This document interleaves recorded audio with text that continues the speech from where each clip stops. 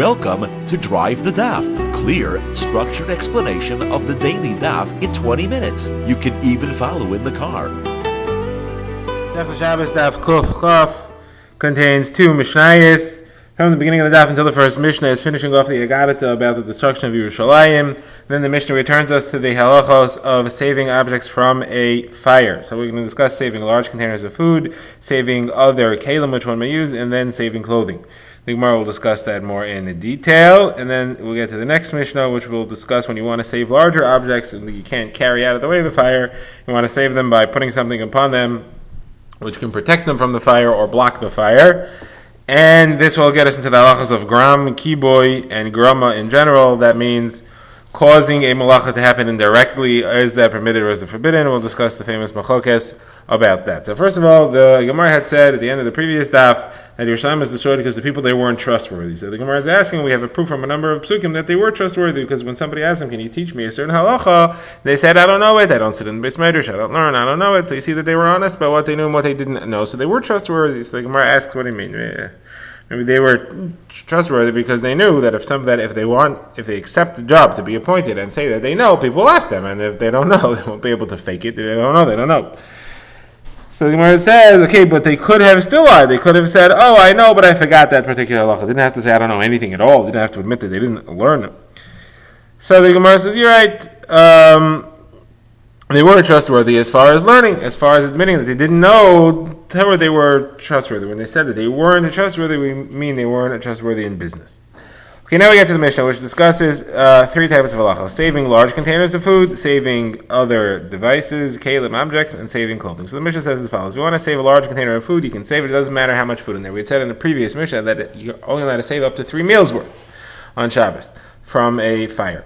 Here you can, if it's one container, you're just going to take it all out at once, so you can save as much as you want. You don't have to save the minimum amount.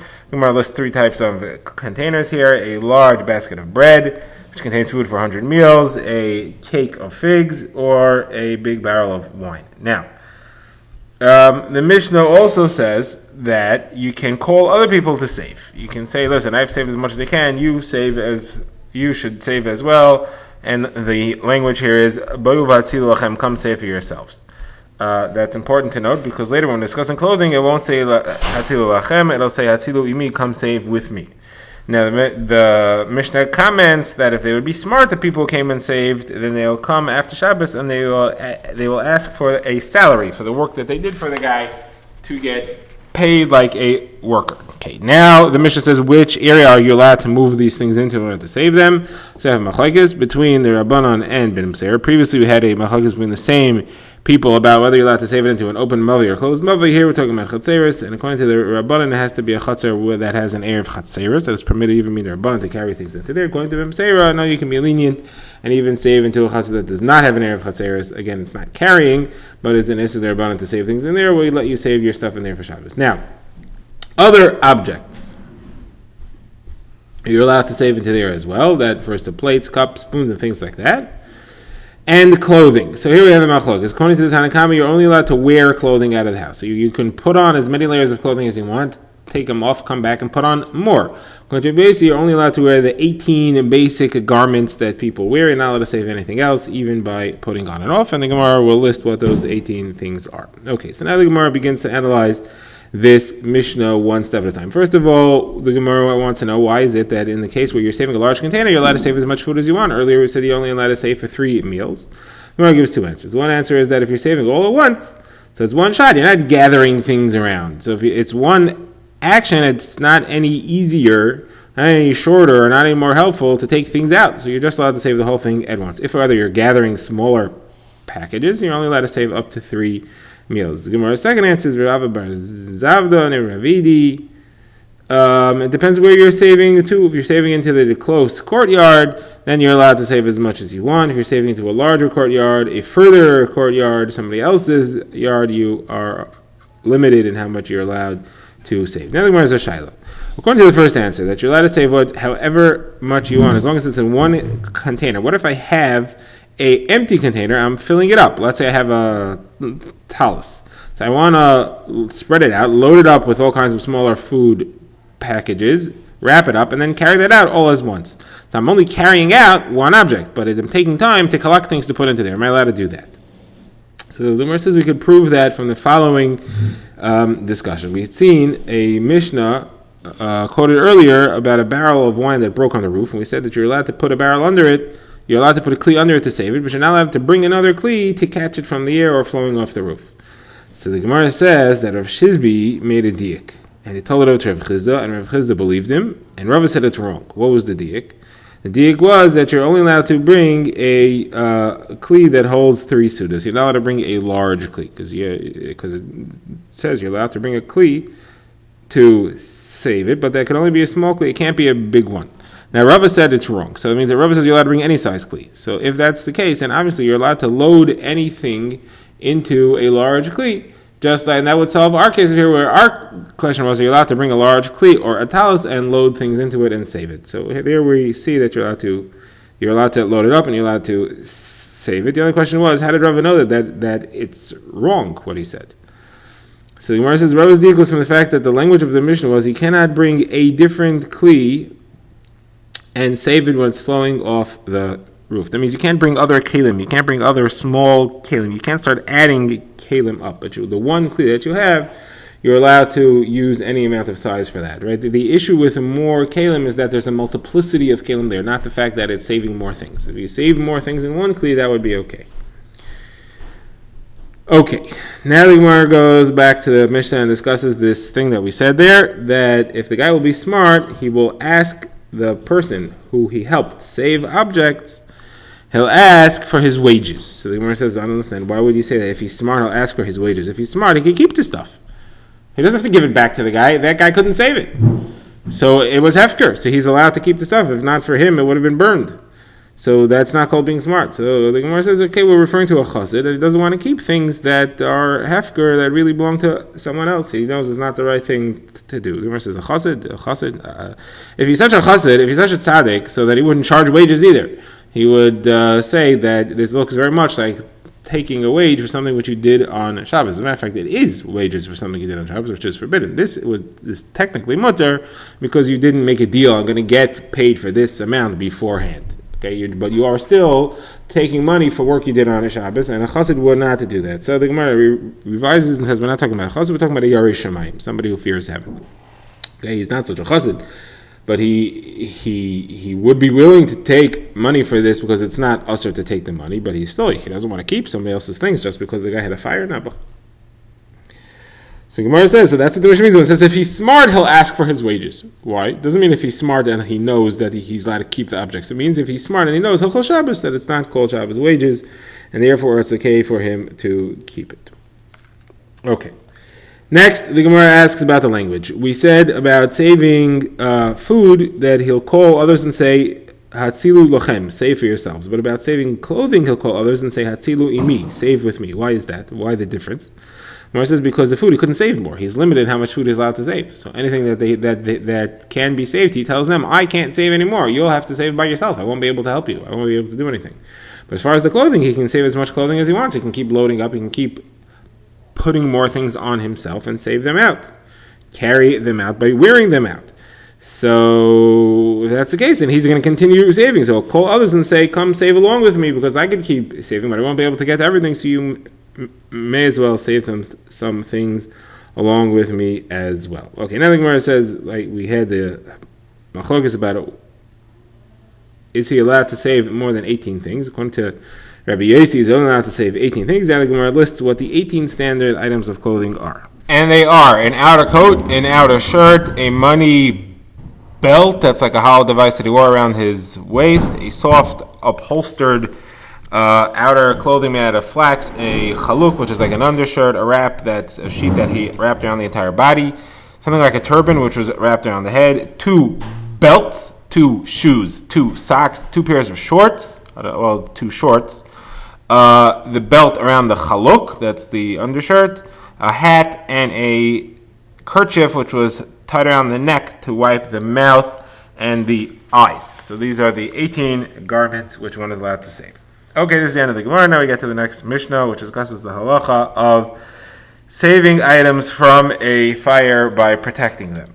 So we have an apparent machlokes between Rav Shimon ben Nanis and Rabbi Yossi. Rav Shimon ben Nanis discusses placing a soaked skin of a goat on a wooden container. So he says you can have a wet skin, and if you drape it over a sheet of teva umigdal, that is like a wooden box, crate, or closet, so that'll keep the fire out because it'll contract and keep the fire out.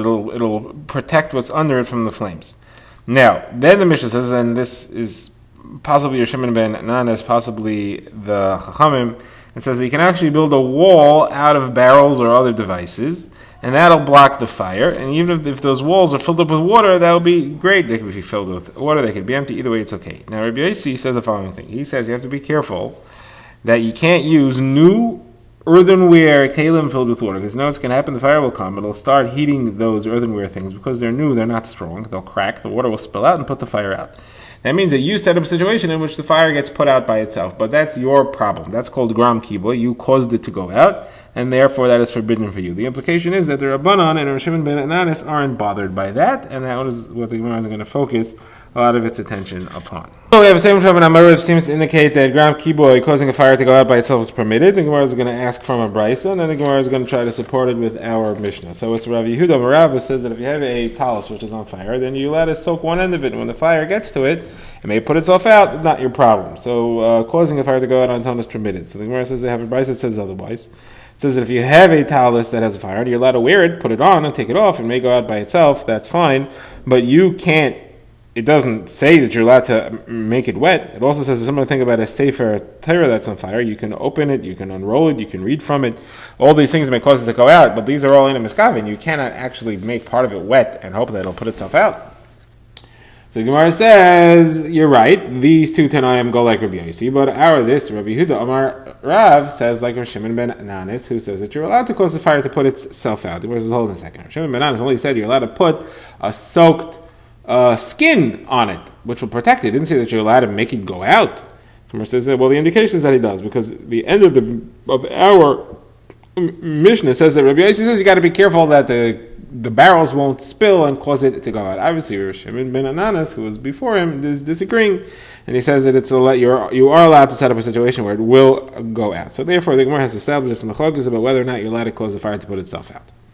Okay, now the Gemara goes a little bit off the subject. We'll get back to it, but go a little bit off the subject because we're going to quote a similar style brayso. So we'll have three different halachos about candles and a separate sugya for each of them. First of all, we have a brayso that says if you have a candle, which again, a candle means a little cup of oil that's burning with a wick in it, which is sitting on a board, and you need to use the board, you're allowed to shake off the candle. You don't have to worry, it might go out. If it goes out, not your problem. So Gemara says, hold on a second.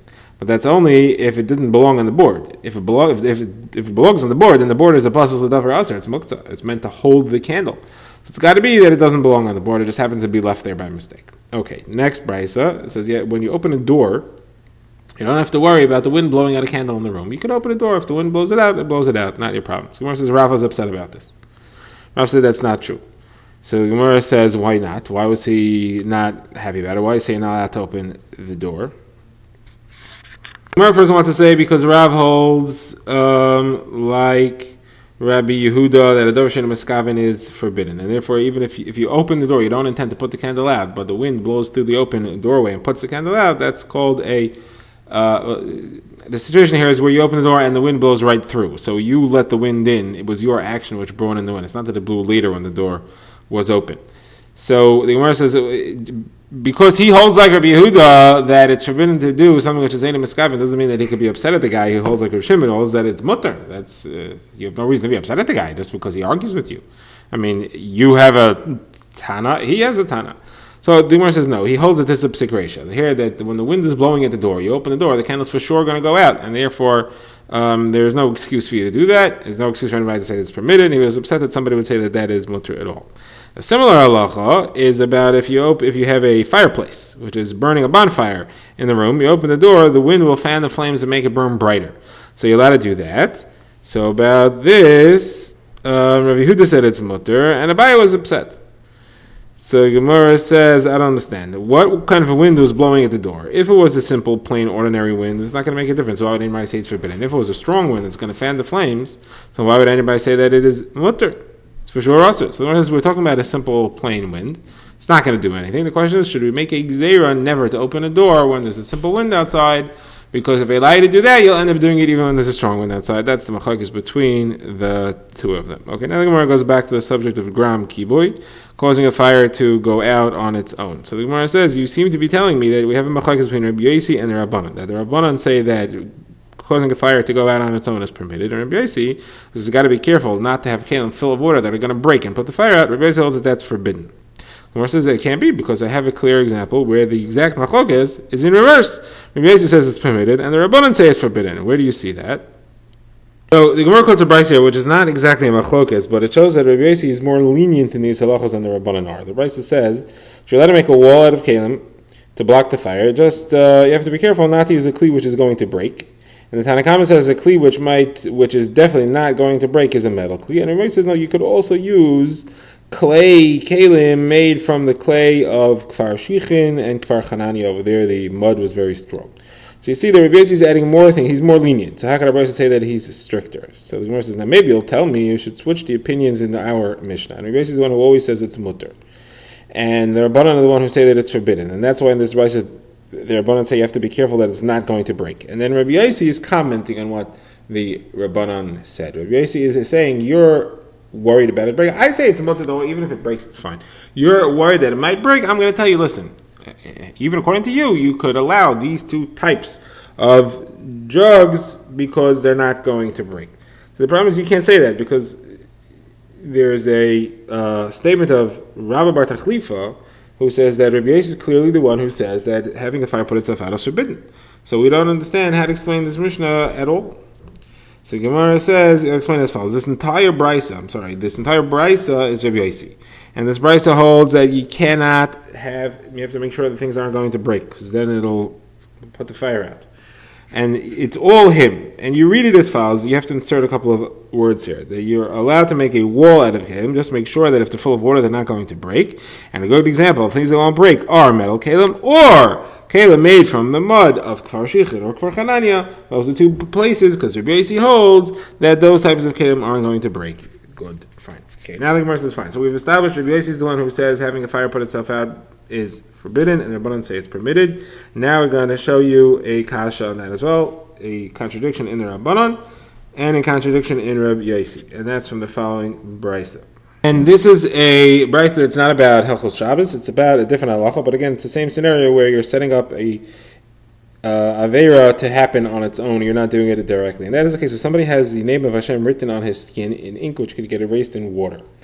So what is he supposed to do? So the brayso says as follows. The Tana Kama begins, and he says he shouldn't take a bath, he shouldn't wash, he shouldn't put oil on his skin, and he shouldn't stand in a filthy place because he has the Shem Hashem on him. Now, what does he do if he has to go to the mikvah? He's tefillah shel mitzvah, he has to.